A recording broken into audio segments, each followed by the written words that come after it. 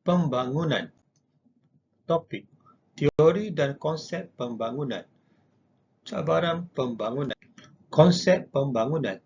Pengenalan. Pembangunan bukan sahaja merujuk kepada pembangunan bangunan-bangunan sahaja, tetapi ia juga membawa maksud pembangunan dari segi sosial, ekonomi dan juga politik. Sehingga kini, tiada satu pun istilah yang dapat mendefinisikan secara tepat apa itu maksud pembangunan kerana ia mempunyai istilah tersirat yang banyak. Definisi pembangunan. Tiada makna yang khas yang dapat menerangkan maksud pembangunan, walaupun terdapat banyak usaha telah dilakukan oleh ahli ekonomi dan ahli sains sosial dalam usaha untuk menerangkan konsep pembangunan dan cuba mendapatkan satu definisi pembangunan yang tepat. Laporan Suruhanjaya Selatan 1990, pembangunan boleh didefinisikan sebagai satu proses yang mana membolehkan kehidupan manusia merealisasikan potensi, membina keyakinan serta membawa kehidupan ke arah kemuliaan dan penuh bermakna yang membebaskan manusia dari rasa takut untuk meminta dan dieksploitasi. Todaro 1977. Pembangunan melibatkan proses menyusun dan mengorientasi semula sistem ekonomi dan sosial. Ini bermakna bahawa pembangunan bukan sahaja melibatkan pertambahan kepada pendapatan dan pengeluaran, bahkan juga mengambil kira perubahan institusi sosial, struktur pentadbiran, pendapat umum, adat resam dan kepercayaan. Syed Hussein Ali 1976, pembangunan ekonomi bertujuan untuk menaik taraf hidup ekonomi sebahagian besar masyarakat. Pencapaian yang tinggi dalam bidang ekonomi boleh menjadi asas yang kukuh bagi memajukan bidang-bidang lain seperti pelajaran, kemasyarakatan dan kebudayaan. Maka, pembangunan tidak boleh terbatas kepada hal-hal ekonomi sahaja. Sebaliknya, meliputi semua bidang kehidupan masyarakat. C. 1979, pembangunan boleh ditunjukkan dengan terhapusnya kemiskinan, kurangnya jumlah pengangguran serta rapatnya jurang ketaksamaan. Kemiskinan, pengangguran dan ketaksamaan ini biasanya mencirikan negara-negara dunia ketiga. Beliau berpendapat bahawa pembangunan bermaksud pengurangan pergantungan budaya kepada satu atau lebih kuasa dan ini dapat dilakukan misalnya dengan meningkatkan penggunaan bahasa kebangsaan, memperuntukkan lebih banyak masa siaran televisyen untuk rancangan tempatan dan meningkatkan mutu pendidikan tempatan. Teori-teori berkaitan pembangunan, modernisasi. Masyarakat terbahagi kepada dua, iaitu masyarakat tradisional dan masyarakat moden. Masyarakat tradisional merujuk kepada luar bandar, mundur dan tidak membangun. Masyarakat moden, masyarakat membangun dan industri. Pembangunan berlaku akibat jelmaan ciri-ciri suatu golongan kepada golongan yang lebih maju. Pendekatan ini mengandaikan bahawa keterbelakangan ekonomi, sistem pengeluaran, ragam tingkah laku adalah halangan kepada perkembangan ekonomi dan menimbulkan sikap konservatif dalam perubahan, pemodenan dan pertumbuhan ekonomi. Pergantungan. Negara mundur yang ditindas akan dipergunakan oleh negara maju untuk mendapatkan kepentingan daripada negara mundur. Negara maju akan mendapatkan bekalan bahan mentah dari negara mundur dan bahan mentah tersebut diproses. Kemudiannya akan dijual kembali ke negara mundur pada harga yang tinggi. Sangkal 1969 mendefinisikan pergantungan sebagai penerangan ke atas soal pembangunan ekonomi sesebuah negara terutama dari segi pengaruh luaran ke atas polisi pembangunan nasional negara berkenaan. Ia menyentuh soal politik, ekonomi dan budaya. Teori pembangunan mampan. Pembangunan mampan adalah bertujuan untuk membawa mutu hidup yang lebih baik pada masa kini dan masa depan sambil melindungi dan memperbaiki mutu alam sekitar serta penggunaan sumber asli. Konsep ini mengandungi tiga elemen utama yang berkaitan antara satu sama lain, iaitu masyarakat, ekonomi dan alam sekitar. Elemen masyarakat. Semua masyarakat memperolehi kehidupan yang sama. Elemen ekonomi. merupakan penggerak kepada sesebuah negara. Elemen alam sekitar, satu sistem yang mengekalkan asas sumber yang stabil. Persekitaran yang selamat adalah berkaitan secara langsung dengan pembinaan masyarakat mampan yang menjadi teras kepada kewujudan pembangunan mampan. Pembangunan mampan memberi fokus untuk meningkatkan kualiti kehidupan kepada semua kehidupan di bumi tanpa adanya peningkatan terhadap penggunaan sumber yang melebihi kemampuan alam sekitar untuk menyediakannya. Hal ini memerlukan perubahan sikap, institusi, individu dan sebagainya. Ia juga memerlukan tindakan seperti perubahan polisi dasar yang mencakupi individu dan masyarakat. Cabaran pembangunan, kemiskinan. Kemiskinan dan ketaksamaan merupakan salah satu masalah utama dalam arus pembangunan negara. Pelbagai dasar dan strategi telah digubal dan dilaksanakan untuk membasmi kemiskinan, terutama dengan pelancaran DEB pada tahun 1970. Sebelum DEB, walaupun usaha-usaha membasmi kemiskinan dilaksanakan, usaha ini lebih merupakan penerusan dasar penjajah yang menumpukan pembangunan sektor ekspor dan bandar. Usaha ini mempunyai kesan yang kecil sahaja kepada usaha pembasmian kemiskinan dengan pencapaian 40% penduduk termiskin. Masalah kemiskinan adalah satu masalah yang dihadapi oleh semua negara. Tidak ada satu negara pun yang terkecuali dari menghadapi masalah kemiskinan, terutamanya negara dunia ketiga. Hampir lebih separuh negara dunia ketiga khususnya mengalami masalah kemiskinan. Pelbagai usaha dalam bentuk program dan dasar dilancarkan oleh negara-negara terlibat malah mendapat perhatian badan-badan bertaraf dunia, umpamanya Pertubuhan Bangsa-Bangsa Bersatu (PBB). Masalah kemiskinan ini turut mendapat perhatian dari badan-badan bukan kerajaan (NGO) dan yayasan-yayasan di seluruh dunia. Kemiskinan boleh dibahagikan kepada dua, iaitu kemiskinan mutlak, kemiskinan relatif. Kemiskinan mutlak bermaksud bahawa terdapat keadaan yang mana keperluan minimum manusia tidak dapat dipenuhi, keperluan asas manusia seperti tempat berlindung, makanan, pakaian dan sebagainya tidak dapat dipenuhi. Mereka ini dari segi pendapatan menerima kadar pendapatan sebulan yang sangat rendah. Kemiskinan relatif bermaksud keadaan hidup individu atau kelompok manusia di dalam sesebuah masyarakat yang dibandingkan dengan keadaan hidup yang lebih baik dinikmati oleh segolongan manusia di dalam kelompok yang lain. Ini bermakna kehidupan individu atau kumpulan masyarakat yang pertama tadi berkedudukan lebih rendah jika dibandingkan dengan kehidupan individu atau kumpulan sebuah masyarakat yang lain. Misalnya, taraf kehidupan golongan pertengahan itu dilihat lebih miskin daripada golongan atasan. Konsep kemiskinan relatif juga berhubung kait dengan ketidakseimbangan wilayah dalam pembangunan ekonomi.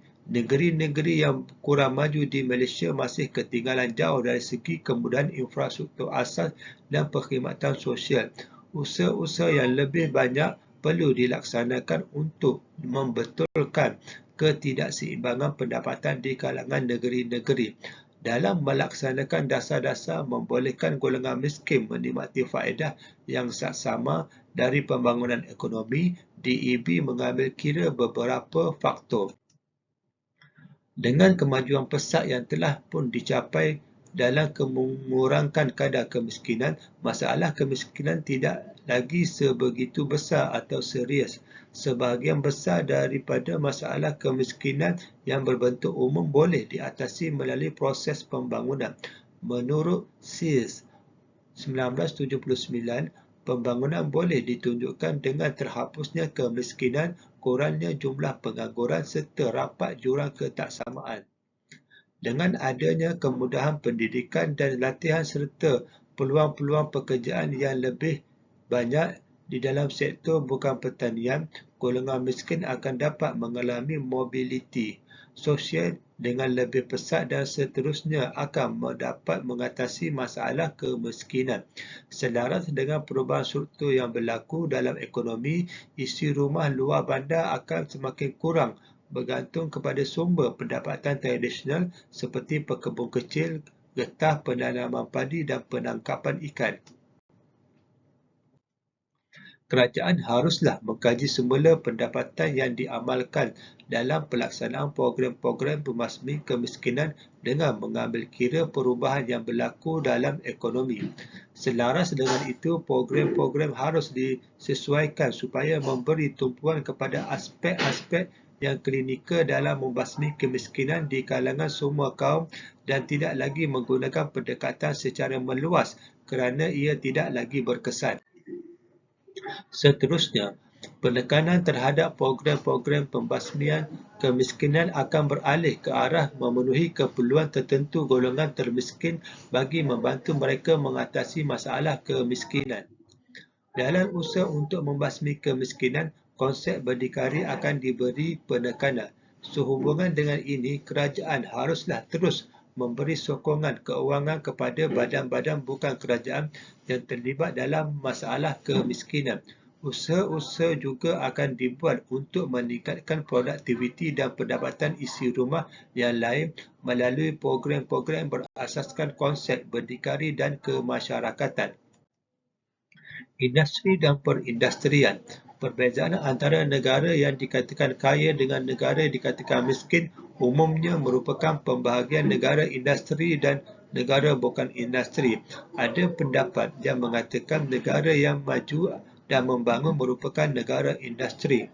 Mount George 1978 berpendapat bahawa kesan pembangunan yang paling ketara di negara maju ialah limpahan kekayaan industri pembuatan yang telah mewujudkan kemewahan, kuasa dan penampilan negara kaya.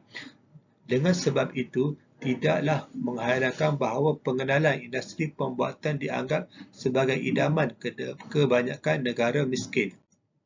Menurut Fox 1971, industri boleh didefinisikan sebagai penggunaan cara-cara yang kompleks lagi sofistikated dalam proses pengeluaran barangan dan juga perkhidmatan.